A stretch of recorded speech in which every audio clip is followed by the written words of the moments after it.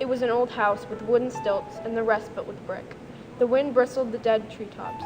The gloomy sky darkened upon the house, leaving an eerie shadow reflecting on it. We're working on the NaNoWriMo stories. You set a word goal and then you write your story nonstop. NaNoWriMo became an opportunity for kids to practice their writing, kind of like a cross-country runner might go out and practice for a race.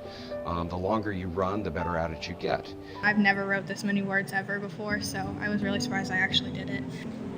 Well, we all planned on writing stuff together, not necessarily the same book series.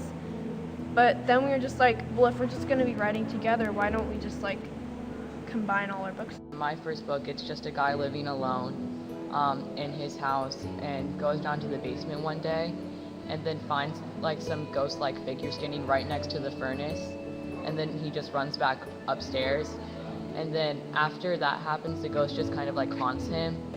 All our stories are a little bit different, but all our stories include the journal entries from his book. So all the families in ours live in the same house. So mine has a daughter and a mother living in it, after his has one guy living in. So basically this house is haunted. Because his book is all journal entries. So, and our characters find the journal entries, so they're included in our books too as connections.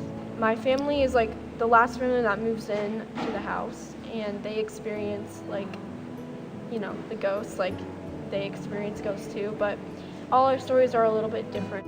My story, it's called I Am H, and it's about a kid about 17 from the planet Neptune, and he comes to Earth because his planet is about to get invaded and his parents catch word about it.